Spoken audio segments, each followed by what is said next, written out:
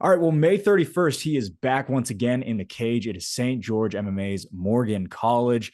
Morgan, it's so good to talk to you, man. How you been? Good, dude. I'm doing awesome. I wanted to ask you, kind of kick things off right where we left off, which is September of last year against Cross Hughes. How did you feel in that performance? Because you had been off for about 3.5 years almost at that time. So how did you feel getting back into the swing of things last year? I felt good. I thought I was ready, but didn't get the result obviously. But everything I told myself in that like build up, I was like excited to like perform, get back in the cage, you know. And then it was a big moment for me, but like didn't get the result because I got hit in the head, you know, dropped. But I feel like I did good. I did what I wanted to do, like striking, get it back in there, you know. But I just got to be more aware in the moment. That's it. So that's what. I think that a lot of people would agree. There's a lot to take away from what you did, and that being positive things. You looked really good against a guy who kind of was on a rocket ship towards a title shot, and you drop him. I believe there was a slip as well, but you looked really good in there. Did you take any positives away specifically that you were like, man, I'm really proud of myself after all that time away? Yeah, I felt like I didn't feel bad that I lost, honestly. Like I felt like in a way, like I won something. I felt like I got in there and did good, you know. So that's it. Yeah. What was it that brought you back? Because you had been away for a while. Was it always the plan to be back, or were you like, I don't know if I'm going to do this again, and then you kind of got that fire back? What was that timeline like? So it was. I was excited to get back. I was knowing I was coming back. I just wanted to get a build going. I wanted to build myself my own way, and from where I was, I wanted to make some changes, and I made some big changes. I knew it was going to take some time to like get things settled and moving good and stuff. But I was always planning on fighting. I wasn't ever going to stop. I'm always going to fight. Never going to quit. What were some of those big changes that you had to adjust to in between that time? Mindset. Um, Also, like I wanted to go up in weight because I was cutting a lot of weight. I didn't feel like I didn't want to cut that much weight anymore. I felt like it was like messing up my performances. Maybe I was getting tired. I don't know, but yeah, I wanted to move up and build myself up, get stronger, and work on the basics more, and like just work on the basics and get better at like just doing get solid at the basics, and then yeah. Going into that last fight, you were 2-0 at featherweight. Now you're 2-1, but that has been your most successful weight class. Did you identify that back in 2020 when you realized, like, oh, maybe I should just go back up to featherweight where I feel a little bit stronger? Yeah, featherweight it feels way better. I feel like I can eat and have strength in my workouts, and just like perform better. I feel way better. Like I'm not worrying about my like weight during like fight week. I'll trim down because I'm working so hard. I work out so hard that I need to like keep my weight on. So I'm gonna eat a lot more, and it feels good to do that at 145. One thing I also want to ask you about, and I hope this doesn't sound disrespectful in any way, I'm genuinely curious. How do you keep weight on? Because I know that you and Hannah are, and I believe Brody as well, are all vegan. How are you packing on calories and making sure you get the substantial amount of nutrition? Again, I don't mean to offend. I've always been curious of this. Yeah, lots of people ask me, but I just drink lots of protein shakes. I get my bean rice burritos. I eat them in bulk.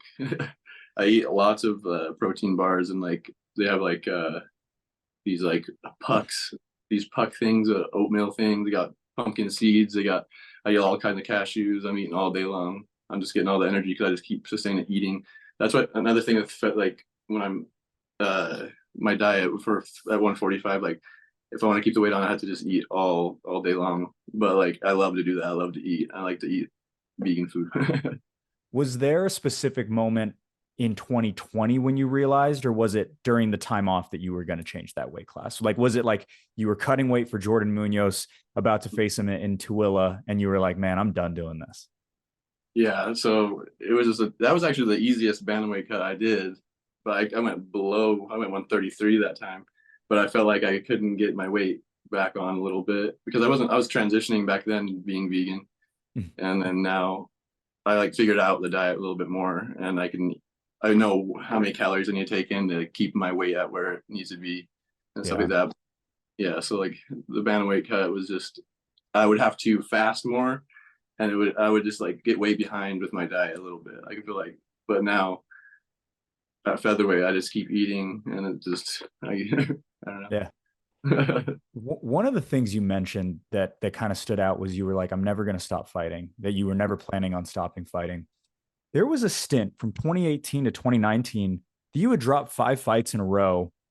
And what kept you going and what kept you from getting discouraged during those times? Because that's got to be hard to keep entering the cage and not getting your hand raised. And then you go around, you get that win. And then, you know, you've had a couple of those to kick off your career as well. But was it difficult during that couple of months stint that you had those fights drop off? Yeah, it was a little difficult, but it kept me going because I always did so good in every one of my fights. Every one of my fights I was winning. I'd get just caught in 1 second and then fight's over or something. This little mistake or being unaware for a second and then it's over with. But now it's like being more aware.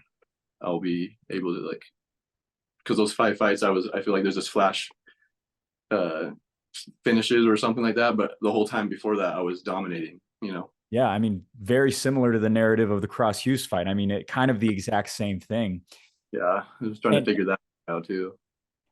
how are you gearing up for Zach Hamilton? Because he is a tough fighter, a solid record. But like you said, you have been in every single one of these fights and you have never faced someone who wasn't tough. Yeah, I know Zach's a good fighter, and I know that he's got a certain style, you know. And I got some things like combos and things I've been working on specifically for that type of style. And I feel like it's just going to show because I've just been doing so well like in training. I feel like I just been showing myself like improvements with just like striking and stuff like that. Everyone's saying that I look so good like training. This is the best I've ever looked on the bags and like pad work and stuff like that. So, but training for this guy, I've been just doing my normal thing, doing Daru strong, just doing his strength and conditioning and just pushing myself every time, every camp I'm getting stronger. So this fight I'm even more strong. So I think I asked Hannah this when I interviewed her a couple of months ago, but what is a day of training like for you three? I know you guys do a lot of weight, strength, and conditioning, but also obviously you're getting in MMA sparring rounds and things like that as well. mm-hmm. So we'll do one day we'll just do strength and conditioning and maybe some pad work or bag work. And then another day we'll do one of the strength and conditioning or like weightlifting. And then we'll do like jujitsu that day. But like a week, like a Monday is like a break day. Tuesday we'll do lifting, and then Wednesday we'll do wrestling, jujitsu, stuff like that, and then Thursday we'll do kickboxing and cardio. Just we'll do 2 things each day. Either we'll do one strength and conditioning, and then we'll do a mixed martial art later that day. Was it always that schedule, or has that kind of formed into itself over the years that you have all been trying to build up this camp? Yeah, so St. George MMA is a little different. So like we have like our own like little remedies we do, but that's with our jobs and stuff I've been working. Like that's how we do it. That's how we balance it out. Yeah. How proud were you of Hannah in March? Because that was an awesome showing from her. Obviously, you two have been together for such a long time at this point, but do the nerves ever go away for seeing your fiance fight? I mean, I'm sure, like, I can't even imagine seeing my wife try to go and fight in a cage, and I have to be the one coaching Yeah, her on the other side. yeah, that's pretty gnarly feeling. I have no control just to let her do her thing, but hope we did our thing the best in training camp. But yeah, I get so nervous, but I just try to breathe through it. I was super proud of her. And when she got that finish and I walked in the cage and said, I was like, you did it. Like you did exactly what you wanted. You wanted a TKO or a Yeah. KO. This is going to be your first time in the Maverick Center. What are you looking forward to fighting on that big stage? It's really cool. It makes me feel like a persona when I go in there. I feel like I can just like become something. Like when it's in the cage in that big arena, it just makes me feel good just imagining it and like Yeah. being out there. It's like the bigger the crowd, it's like the bigger the moment. And just like Hannah in her fight, when she like envisioned like getting a KO and she said that's what she wanted, and that's like exactly what I'm gonna do. I'm gonna go out there. I've been imagining I'm going out there. I'm gonna KO him in the first round. This feels good at the Maverick Center. You've cornered there before, but you've never fought personally. Is it going to be nice to kind of know that you do know the lay of the land? I mean, this isn't brand new for you, but it will be just a different role in terms of what you're doing that night. Yeah, so it's nice to know like how everything rolls and stuff, and I can imagine myself walking down to the cage. So it's nice. What got you interested in fighting in the first place? Because from my records, I mean, you've been fighting from basically the moment you turned 18. Is that fair to say? Hmm. So like I would always be athletic. I was always playing sports. I wanted to be a professional athlete. You know, I wanted to like not work. I wanted to be a professional athlete, and I always thought I was gonna do baseball, maybe football or something. But I kind of transitioned to high school, and then I did high school wrestling, but I was never like the good grades, so I didn't get to. I was gonna wrestle, didn't get the grades, but I was always on the team. I was always playing. I wrestled all through middle school and stuff like that. Just loved to compete, and wrestling was like fun too. But I realized I couldn't get the grades to wrestle, but I wanted to do a sport, and I couldn't get the grades to play baseball or something like that. But I realized MMA is a thing, and I seen Conor McGregor on on the thing before he fought Aldo. But it was super exciting. I felt like I just wanted to do that. I was like, that's a sport I can do.